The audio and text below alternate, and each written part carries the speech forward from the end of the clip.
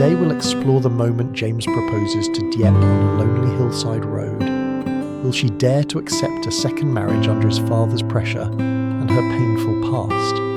Hello everyone, wishing you a wonderful day, and if you enjoy this video, don't forget to hit subscribe so you won't miss the next episodes. Morning mist hugged the wooden sign, DJ, farm produce, at the quiet three-way junction. James unlocked the office, hinges creaking in the cool air. Outside, a few farmers passed with ox carts of vegetables, wheels rattling on the red dirt road.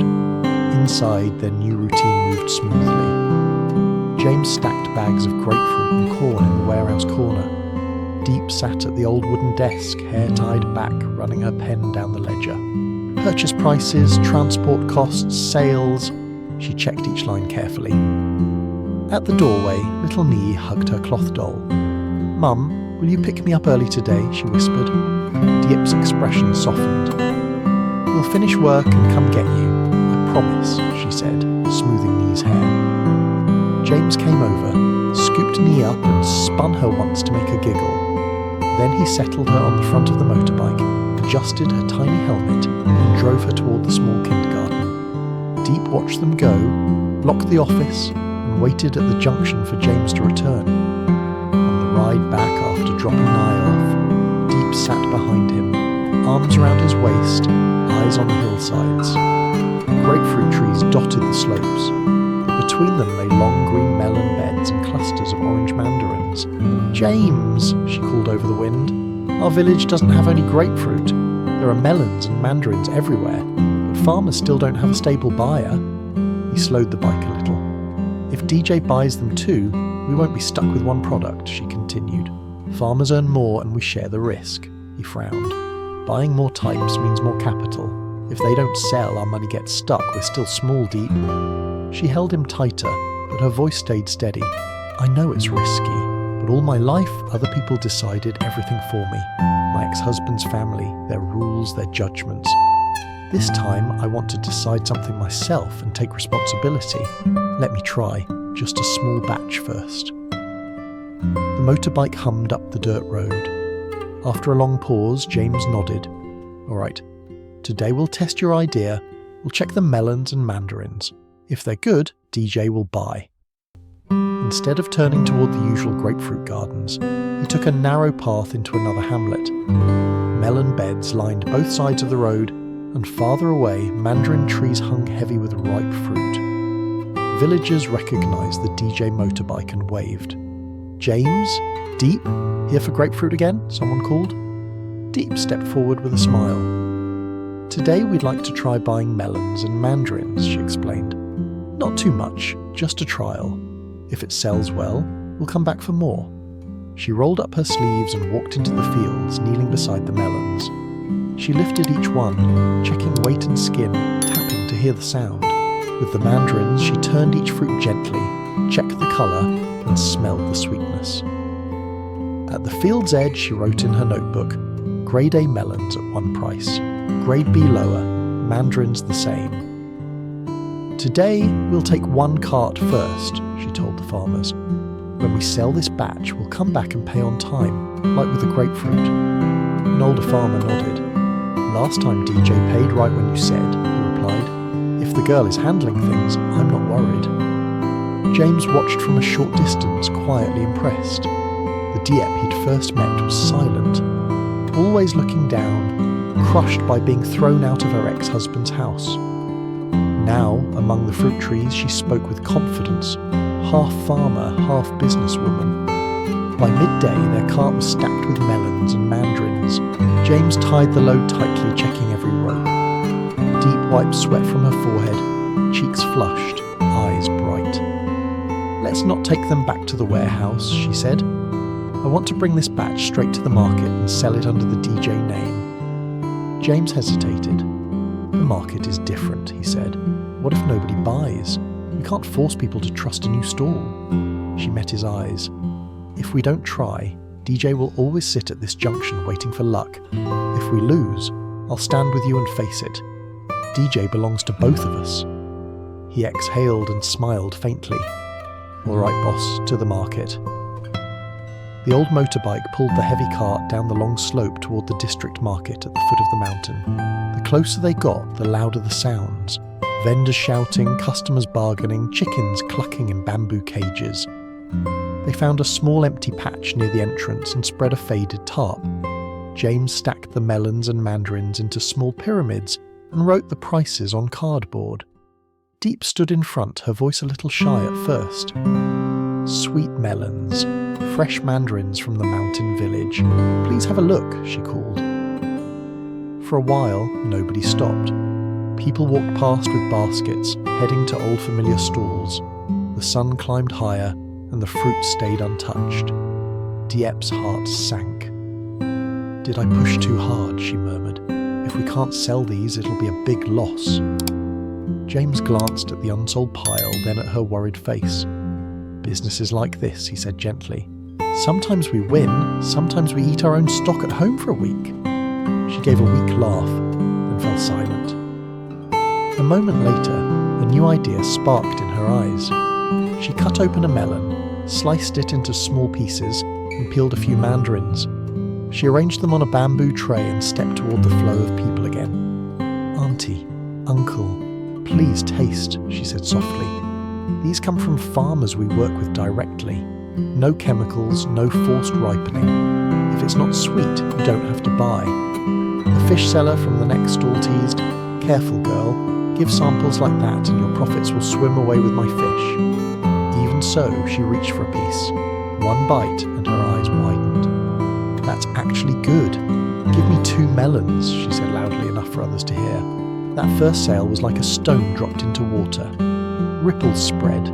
Curious people stopped, tasted, asked about the village and DJ. Some liked the crisp melons, others preferred the fragrant mandarins, but coin by coin, note by note, the cash bag grew heavier. By early afternoon, only a small pile of fruit remained. Diep slumped onto the tarp, exhausted but glowing. James put the notebook in her hands, showing her the numbers. "See," he said quietly, "your idea wasn't reckless at all." Diep stared at the figures, fingers trembling. It wasn't a huge profit, but it was real, earned from her own decision. Beneath the joy, a faint uneasiness stirred. The sense that every step forward with DJ might also bring more pressure from outside. James packed up the last melons and mandarins. "Let's bring these to my parents," he suggested. "Mum will be happy to taste the new products." Diep nodded, clutching the notebook to her chest as they turned onto the familiar road leading to James's family home. The road to James's parents' house wound through terraced fields glowing in the late afternoon light. The cart rattled softly behind the motorbike, carrying the last melons and mandarins like quiet proof of the day's success. When they turned into the yard, James's mother was outside spreading grain. She blinked in surprise, then smiled widely. "You're back," she called, hurrying over. "What's all this?" Diep climbed down and loosened the ropes on the cart. "These are from today's trial," she said politely. "We wanted you and Dad to taste them first." James's mother picked up a mandarin and rolled it in her palm. "So now DJ is buying these too?" she asked, half curious, half proud. "Yes," James replied. "It was Diep's idea. We tested a small batch at the market. It sold well." His mother glanced at Diep with warm approval. "I knew this girl had a good head," she said. "When she first came, she looked so thin and worried. Now she looks like a real businesswoman." Diep lowered her eyes, both shy and happy. The mood shifted when James's father stepped out from inside the house. He stopped in the doorway, taking in the fruit, the cart, the motorbike, and the two of them standing there like a small team. "So," he said flatly, "you're expanding now," James straightened. "We're testing new products, not expanding wildly," he answered. "The numbers are under control." His father ignored the explanation, walking over to press his thumb into one of the melons. "Be careful," he said coldly. "Family money isn't a toy. Don't let a few good days make you arrogant. When a business fails, it's not only you who falls. The whole family has to watch." He hadn't raised his voice, but each word felt heavy. Diep's shoulders stiffened. Instinctively, she bowed her head, the old habit from her ex-husband's house returning.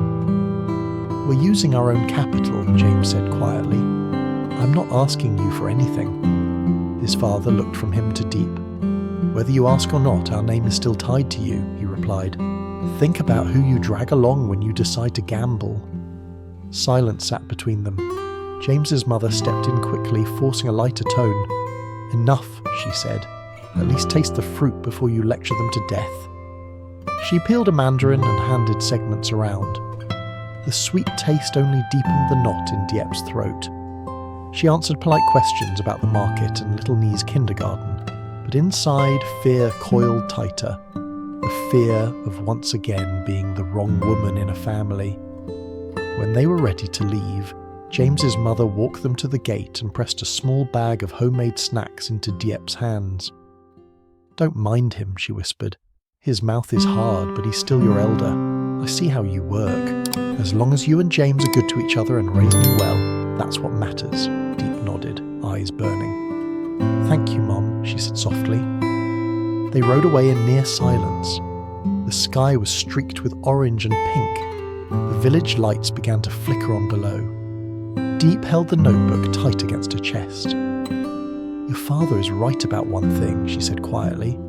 Business can break a family. I've seen it. Not with money, but with expectations. James glanced back at her. Diep, I just don't want to be the reason your house is full of arguments, she continued. I've already been the wrong person once. I don't know if I can survive that again. He didn't answer. The motorbike climbed higher along the hillside toward the small wooden house he'd built for her. At a bend where the valley opened wide, James suddenly slowed and pulled over. What's wrong? She asked. Is the engine overheating? He cut the engine. Crickets and distant dogs filled the sudden quiet. A soft wind carried the smell of smoke and earth. No, he said, I just don't want to wait anymore. He walked to the back of the cart and reached under a folded cloth. When he turned back, a small, slightly dented box rested in his hand. Diep stared. What is that?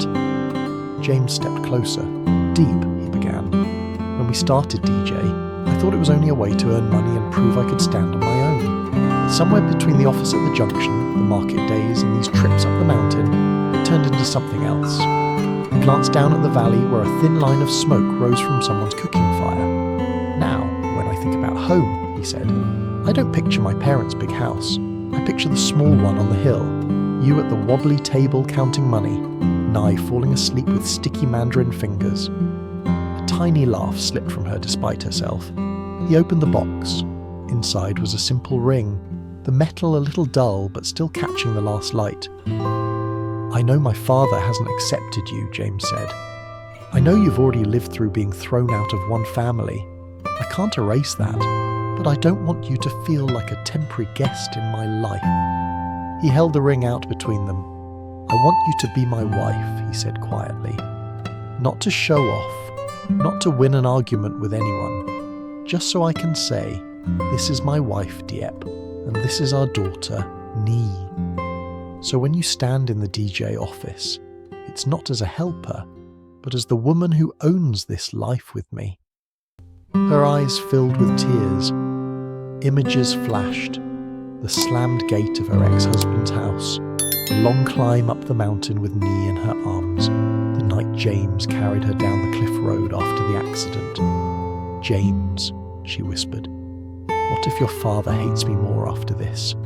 What if you get tired of standing between us? I've been standing between you for a long time already, he replied. This ring doesn't change that. It only makes clear who I choose. Her hand rose slowly, fingers trembling in the fading light. Down in the valley, the kindergarten loudspeaker crackled faintly, announcing the end of the day. Little Nie was waiting. James didn't rush her. He simply stood there, ring in hand, eyes fixed on hers, as if the whole mountainside was holding its breath. The scene freezes on Diep's tear-bright eyes and shaking fingertips reaching toward the ring, then fades to black with a single question hanging in the air. Will Diep dare to accept this second chance at marriage on the lonely hillside road?